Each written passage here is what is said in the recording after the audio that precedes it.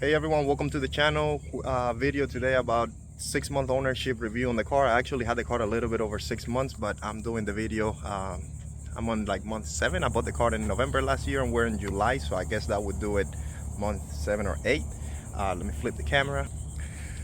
Car is looking amazing. I never did a video about the wheels, but I did got HRE wheels.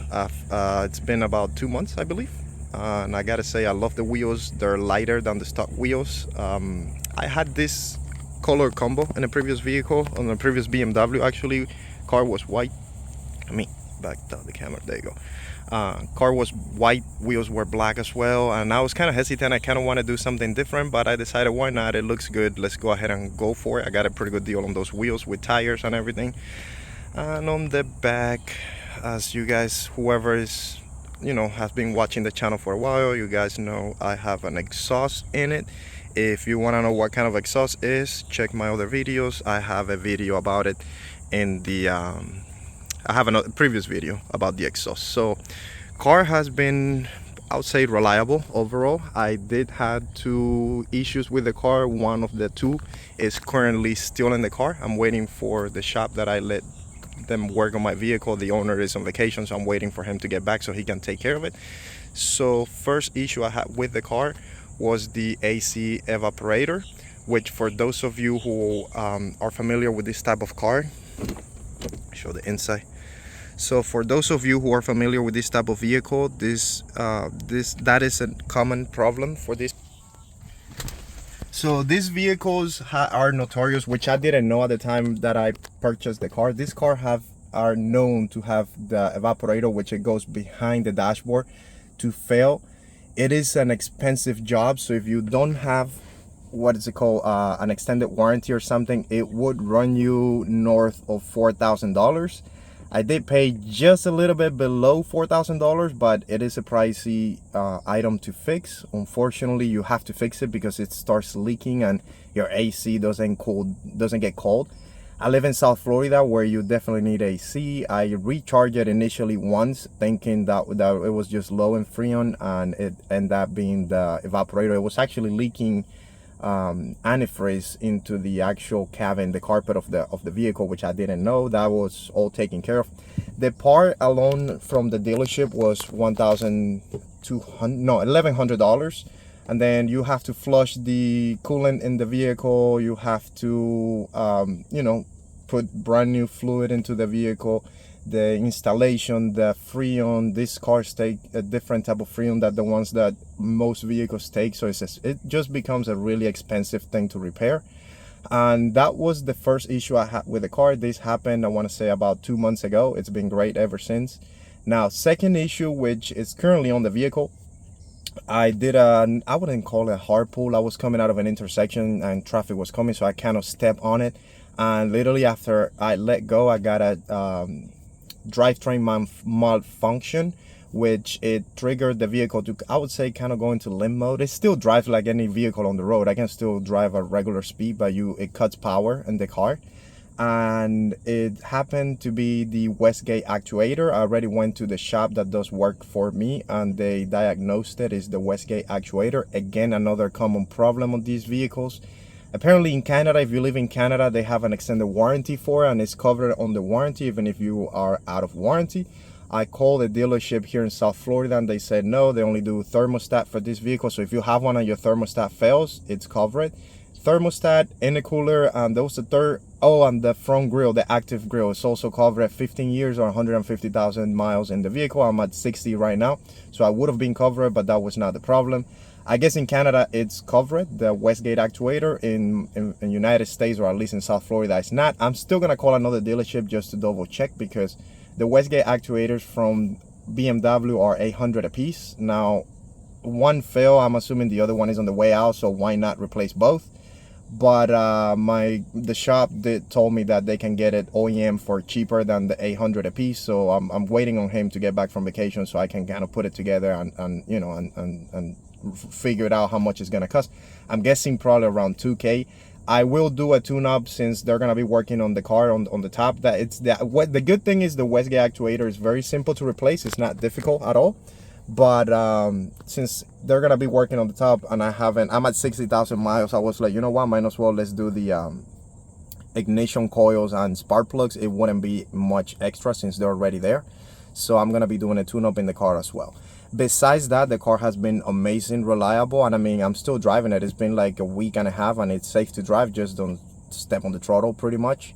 And it's been an amazing car. I do love it. It's been the best daily driver I've ever had. It looks amazing, this car. I mean, it's let me step out and show you guys. So it is amazing. It's at 60,000 miles. It's a 2018. It's holding up like it looks amazing. I do have to say these steering wheels are notorious to fade the leather. I already had an upholstery shop not repair the leather. They kind of like sand it down and re-dye it again because mine was fading a little bit on the top. Don't mind the dirt. It's been raining like crazy every single day in South Florida, so it's pretty nasty. But the back, same thing. I mean, these cars look amazing. I do not regret it, even though the evaporator was a pricey part to replace. I do not regret getting this car at all. It's an amazing daily driver. So if you are considering getting one, I would say go for it. Just make sure, check on the Carfax, because when I was looking at the Carfax on some vehicles, when I had the evaporator issue fixed, let me show you the trunk. It's a huge trunk. So apparently a lot of vehicles currently for sale right now, if you look at the Carfax, the evaporator have been replaced already, which I didn't know at the time I bought the car, and I wish I would have, because it's a big item. It's a big price tag item, I would say. But besides that, it's been an amazing car. It drives amazing. It's a car that has enough power. I've had many cars in my whole life, and I gotta say this one and a Dodge Charger Scat Pack that I had have been my two favorite ones. Now you can't compare this to a Dodge. I mean, I love Dodge. I own a Hellcat myself, but this is luxury. This is amazing. It looks nice. It sounds good. It pulls hard. If you check a previous video, I have my previous video. Before this one, I was racing a Porsche Macan S, and I beat it. It's tuned, downpipes. I know it comes from the factory with less horsepower than my vehicle, but he's got money into it. He's got downpipes, tuned, everything, and I was still faster by, I would say, a decent amount. It was close at the beginning, but towards the end, I was just pulling away from the car. So it's an amazing deal, and right now you can find this car for, I would say, at a really decent price. Not extremely cheap, but you can find it for a really decent price. I bought this vehicle back in November for $40,000. And I think right now you can even find one for, like, I would say high 30s, maybe about the same price I got it for. But I mean, it's an amazing car. That's been my 6-month ownership experience. I do love the car. I plan on, and I've been considering doing downpipes and a few other things. I'm not convinced just yet because I daily the car for work, and I own a Hellcat, which is pretty fast, to be honest with you. I'm tuned on that one. I haven't posted a video. Maybe I will in the future. But yeah, it's an amazing car. If you're thinking about getting one, go for it. I know the 2020 or 2021 model comes with more horsepower, but they are extremely, I'll say there's a big price differences between this one and the other ones. And honestly, this one, I mean, unless you're planning on racing every single day, this thing has plenty of power, like a lot. Trust me, I own my Hellcat, and this thing is quick for most of the vehicles out there on the street. So that's about it, my ownership. I will do a new video again about things I like and things I don't like about the car. There are a few things that I don't like, not many to be honest with you, and it's nothing major. It's just like silly things. But I'll do a video about that just so people know what to expect about a vehicle like this. But besides the two things that I mentioned, rock solid vehicle. I've done 2 oil changes just because I'm picky. Like I mean, since I own the car, I bought a 54. I'm at 62 right now, so that's almost 8,000 miles.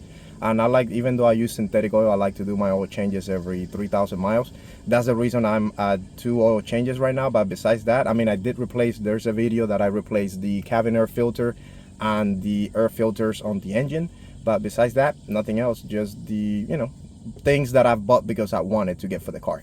Subscribe to the channel, like the video. I will be posting more content into the channel. If you guys really subscribe to it, it helps me a lot, and it kind of motivates me to do more videos like this. If you guys want to see it, I will start taking my Hellcat for those of you who like racing and track days and things like that. Not in the next month, but I have a big trip coming up in September. After I come back from my trip, I'm gonna start getting the Hellcat ready to start going. There's a track in Florida. It's called, the abbreviation is the Firm. It's an actual track, not a quarter mile. I want to start doing something different. I've done quarter mile my whole life, and I kind of want to try something different. I know the Hellcat is not the best for cornering, but I'll try it. You know, I'm not racing it against anybody. I'm just racing to have fun. So if you like things like that, subscribe to the channel, because it will be coming probably towards the end of this year. That type of video. I already got like a camera set up and you know, things to be able to record. I'm thinking on getting the Insta360, which is an amazing camera. I've been wanting to get one of those for a while. So subscribe to the channel, like the videos, and I will see you guys on the next video.